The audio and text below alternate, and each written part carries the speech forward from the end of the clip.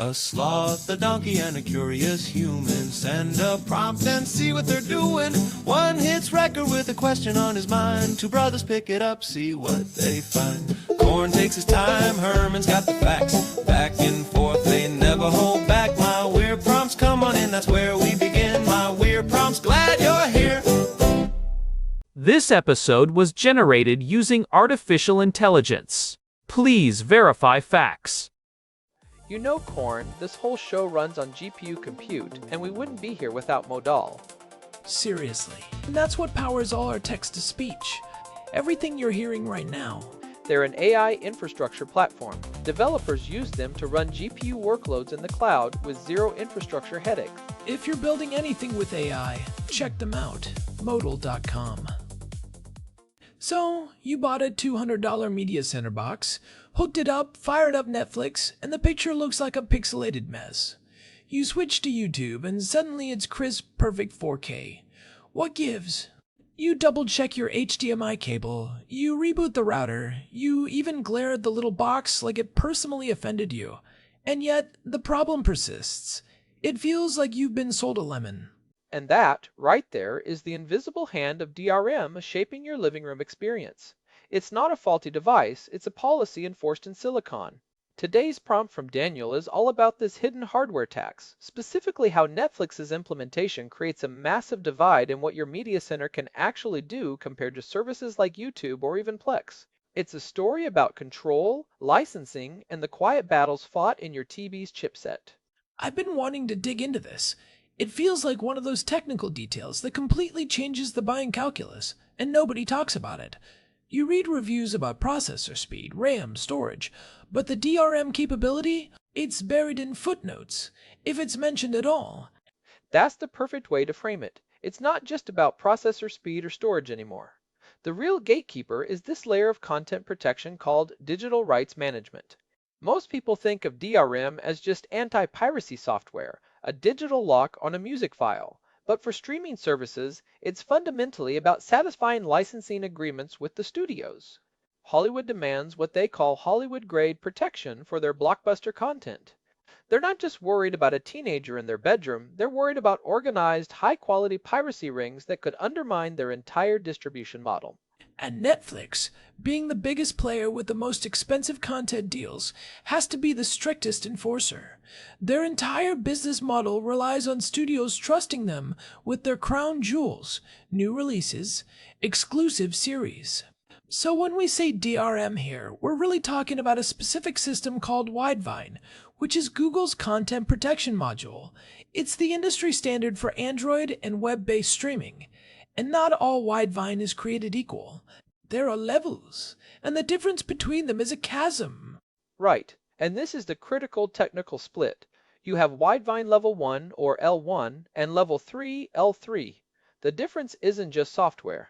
Widevine L1 requires the decryption and processing of the video to happen inside a hardware-backed trusted execution environment, ATEE. Think of it as a secure vault on the chip itself. A separate, fortified processor whose only job is to handle secrets. The video stream is decrypted and sent directly to the display via a secured path, never touching the main operating system where it could be intercepted.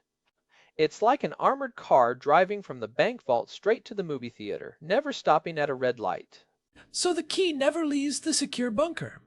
L3, on the other hand, does all that decryption in software, in the main operating system. That's inherently less secure because a clever piece of malware could theoretically hook into that process and copy the raw video stream. It's like doing the cash transfer in a regular sedan on public roads. Possible, but riskier. And here's the kicker for your media center dreams. Netflix, to comply with its studio contracts, mandates Widevine L1 for any high-definition or 4K streaming. If your device only has Widevine L3, Netflix will actively throttle the stream down to standard definition, something like 480p. It's not a bug, it's a deliberate, enforced policy. They are literally telling your device, you are not trustworthy enough for our premium content. Which explains the Raspberry Pi paradox perfectly. The Pi is this incredibly popular, cheap, versatile single-board computer. It's a fantastic little Linux machine, a hobbyist dream. but it does not have the hardware security modules needed for Widevine L1 certification. The Broadcom chip at its heart wasn't designed with that specific Hollywood-mandated vault, so you can install Kodi or LibreELEC on it, and it will play local files beautifully. You can even stream YouTube at full resolution because YouTube, while it uses Widevine, is far more permissive. It will happily serve HD and 4K content to a Pi. So one server sees a capable computer, the other sees a security risk. And that gets to the heart of Daniel's prompt. The performance gap isn't about the Pi's processing power. A Raspberry Pi 4 or 5 has more than enough muscle to decode a 4K video stream. The bottleneck is purely this DRM certification. Netflix won't let it. YouTube will. So for a media center, if Netflix is a must-have, the Pi is essentially disqualified from the start. It's like having a sports car that's banned from the highway. It's a hidden spec sheet. You can have the most powerful little ARM box in the world, but if it hasn't gone through Netflix's certification process and gotten that L1 stamp of approval, you're stuck in standard definition purgatory. And that certification list is shockingly short. As of early 2026, we're talking maybe 50 devices globally that are certified for full 4K and HDR playback on Netflix. It's an exclusive club, and the bouncer is very picky. Let's dig into why that list is so exclusive. The certification process isn't just a software check. Netflix requires the device manufacturer to implement a secure video path from the chip all the way to the HDMI port. This involves specific hardware components, license modules, and a rigorous testing process. It costs money, a significant licensing fee per device. It adds complexity to the hardware design, requiring specific chips and engineering work. And it's why you see it primarily on set-top boxes from major brands like Nvidia, Amazon, and Apple, and built into smart TVs from the big manufacturers. They're the only ones who can afford the upfront cost and justify it with volume sales. So it creates this two-tier hardware market. On one side, you have the Netflix-certified devices, which tend to be more expensive, closed ecosystems. On the other side, you have the open, tinkering-friendly world of single-board computers in custom media centers that are locked out of premium streaming. It's a classic case of security and licensing convenience trumping openness and consumer choice. You're forced to choose. Do you want the pristine, guaranteed experience, or do you want freedom? The economic incentive for Netflix is clear. By enforcing this strict standard, they guarantee a consistent, high-quality experience on approved devices, which keeps their studio partners happy and reduces support headaches. They can point to a list and say, if you want 4K, buy one of these. The cost is externalized to the consumer in the form of limited options and often higher prices for certified hardware. It's a rational business decision, but it has real consequences for the ecosystem. It also stifles innovation in the media center space. Think about all the cool niche projects people build. Home theater PCs, custom Kodi boxes, retro gaming and streaming combos. Netflix's DRM policy effectively walls off a huge part of the streaming market from those projects. You're forced into a pre-approved box if you want the full experience. Imagine if, to listen to high-quality audio, you could only use one of 5 approved speaker brands. That's the kind of restriction we're talking about. So that's the technical foundation. Now let's talk about what this means for your living room setup. Let's contrast this with YouTube's model. YouTube also uses Widevine, but their content is primarily user-generated or from partners who don't demand the same level of lockdown as a major film studio. A creator uploading a video isn't negotiating the same kind of multi-million-dollar licensing deal as Disney, so YouTube can take a more pragmatic approach. They check for Widevine, but they don't mandate L1 for high-resolution playback. They might use it as a preference, but they won't block you. This is why a Raspberry Pi can stream YouTube in 4K but not Netflix. YouTube is optimizing for reach and accessibility, Netflix is optimizing for license compliance and risk aversion. Plex sits in an interesting middle ground. If you're using Plex to play your own local media files, movies you've ripped from discs, home videos, there's no DRM involved at all. It's just file playback, so any hardware that can decode the video format will work fine. This is the Plex server's original and most powerful use case, but Plex also offers its own ad-supported streaming service and live TV. For that content, they likely have to implement some level of DRM, though probably not as aggressively as Netflix. It's a hybrid model. The DRM constraint really only applies to the licensed streaming content. For local playback, your media center's capabilities are purely about codec support and processing power. This is why the ultimate media center question is so personal. It depends entirely on your mix of services. If you're 100% local content, a Raspberry Pi with Kodi is phenomenal. It's cheap, silent, and sips power. If you're a heavy Netflix and Disney Plus user, you need to look at that certified device list. There's no one-size-fits-all answer. So practically speaking, if someone is shopping for a media center today, what should they be looking for? What's the checklist? Let's break it down for our listeners. First, audit your streaming habits. Make a list of the services you use daily. Be honest. Then, for each service, check their official support pages for device requirements. Netflix has a public list of supported devices for 4K and HDR. If Netflix is on your list, that list becomes your shopping guide. You're looking for devices like the NVIDIA Shield, recent Amazon Fire TV sticks, Apple TV 4K, or a smart TV with a certified built-in app. Don't assume, verify. Second, consider the trade-off between openness and convenience.